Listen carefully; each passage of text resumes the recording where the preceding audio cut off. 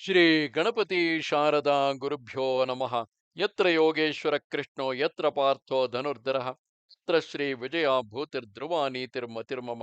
ಶ್ರೋತೃಗಳಿಗೆ ಶ್ರೀ ಅಳಸಿಂಗರಾಚಾರ್ಯ ವಿರಚಿತ ಶ್ರೀ ವ್ಯಾಸ ಮಹರ್ಷಿ ಪ್ರಣೀತ ಶ್ರೀಮನ್ ಮಹಾಭಾರತದ ದ್ರೋಣ ಪರ್ವದಲ್ಲಿ ಕೃತವರ್ಮನಿಂದ ಯುಧಿಷ್ಠಿರನ ಪರಾಜಯವು ಎಂಬ 166ನೆಯ ಅಧ್ಯಾಯಕ್ಕೆ ಸ್ವಾಗತ. ಹೀಗೆ ರಾತ್ರಿ ಯುದ್ಧವು ನಡೆಯುತ್ತಿದ್ದಾಗ ಧರ್ಮಪುತ್ರನು ತನ್ನ ಕಡೆಯ ಪಾಂಡವ ಪಾಂಚಾಲ ಸೋಮಕ ವೀರರನ್ನು ನೋಡಿ, ಎಲೈ ವೀರರೇ, ನೀವೆಲ್ಲರೂ ಸೇರಿ ದ್ರೋಣನೊಬ್ಬನನ್ನೇ ಎದುರಿಸಿರಿ. ಅವನಿಂದ ನಮ್ಮ ಸೈನ್ಯವು ಬಹಳವಾಗಿ ಕ್ಷೀಣಿಸುತ್ತಿರುವುದು ಎಂದನು. ಅದರಂತೆ ಅವರೆಲ್ಲರೂ ಒಂದಾಗಿ ಸೇರಿ ಭಯಂಕರ ಗರ್ಜನೆಯೊಡನೆ ದ್ರೋಣನನ್ನೇ ಎದುರಿಸಿ ಹೋದರು.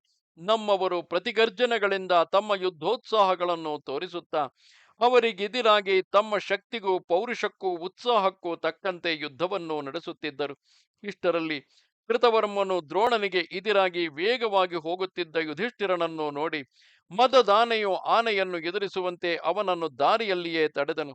ಇನ್ನೊಂದು ಕಡೆ ಬಾಣ ವರ್ಷವನ್ನು ಕರೆಯುತ್ತಾ ಬರುವ ಸಾತ್ವಿಕೆಯನ್ನು ಭೂರಿ ಎಂಬ ರಾಜನು ಎದುರಿಸಿ ತಡೆದನು. ಸಹದೇವನನ್ನು ಕರ್ಣನು ತಡೆದನು. ಕಾಲಾಂತಕನಂತೆ ಬರುತ್ತಿದ್ದ ಭೀಮನನ್ನು ನಿನ್ನ ಮಗನಾದ ದುರ್ಯೋಧನನು ಅಡ್ಡಗಟ್ಟಿ ನಿಂತನು.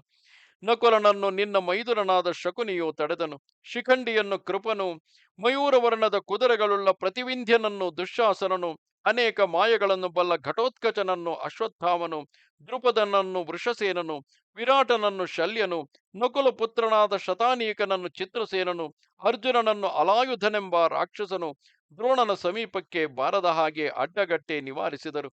ದ್ರೋಣನಿಗೆ ಇದಿರಾಗಿ ದೃಷ್ಟದ್ಯುಮ್ನನು ನಿಂತನು. ಹೀಗೆ ದ್ರೋಣ ವಧೆಯನ್ನು ಉದ್ದೇಶಿಸಿ ಬರುತ್ತಿದ್ದ ಶತ್ರು ವೀರರನ್ನು ಕೌರವ ಸೈನಿಕರು ಬಹು ಪ್ರಯತ್ನದಿಂದ ತಡೆಯುತ್ತಿದ್ದರು. ಗಜಯೋಧರು 100,000 ಲೆಕ್ಕದಿಂದ ಒಬ್ಬರನ್ನೊಬ್ಬರು ಎದುರಿಸಿ ಹೊಡೆದಾಡುತ್ತಿದ್ದರು.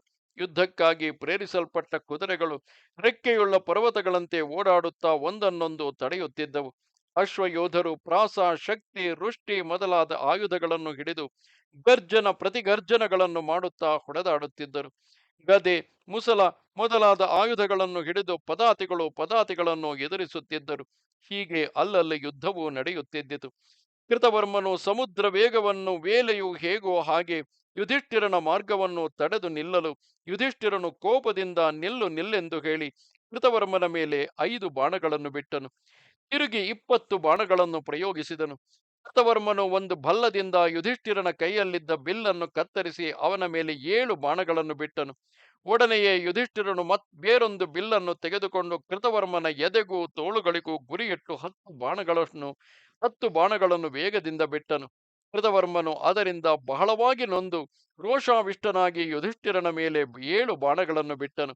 ಆಮೇಲೆ ಯುಧಿಷ್ಠಿರನು ಕೃತವರ್ಮನ ಬಿಲ್ಲನ್ನು ಕೈಚೀಲವನ್ನು ಭೇದಿಸಿ ಬೇರೆ 5 ಬಾಣಗಳಿಂದ ಕೃತವರ್ಮನನ್ನು ಹೊಡೆದನು. ಅದರಿಂದ ಕೃತವರ್ಮನ ಕವಚವು ಭಿನ್ನವಾಯಿತು. ಆದರೇನು, ಎವೆ ಹಾರುವಷ್ಟರಲ್ಲಿಯೇ ಕೃತವರ್ಮನು ಬೇರೊಂದು ಬಿಲ್ಲನ್ನು ಕೈಗೆತ್ತಿಕೊಂಡು ಧರ್ಮರಾಜನನ್ನು 60 ಬಾಣಗಳಿಂದಲೂ ಅವನ ಸಾರಥಿಯನ್ನು 9 ಬಾಣಗಳಿಂದಲೂ ಬಲವಾಗಿ ನೋಯಿಸಿದನು. ಆಗ ಧರ್ಮರಾಜನು ಕೋಪದಿಂದ ತನ್ನ ಕೈಯಲ್ಲಿದ್ದ ಬಿಲ್ಲನ್ನು ರಥದಲ್ಲಿಟ್ಟು ಸರ್ಪದಂತಿದ್ದ ಒಂದು ಶಕ್ತಿಯನ್ನು ಕೃತವರ್ಮನ ಮೇಲೆ ಪ್ರಯೋಗಿಸಿದನು. ಆ ಶಕ್ತಿಯು ಕೃತವರ್ಮನ ಬಲತೋಳಿಗೆ ತಾಗಿ ಬಹಳ ನೋವನ್ನುಂಟು ಮಾಡಿತು. ಇದೇ ಸಮಯದಲ್ಲಿ ಧರ್ಮರಾಜನು ತಿರುಗಿ ತನ್ನ ಬಿಲ್ಲನ್ನೆತ್ತಿಕೊಂಡು ಕೃತವರ್ಮನ ಮೇಲೆ ಅನೇಕ ಬಾಣಗಳನ್ನು ವರ್ಷಿಸಿದನು.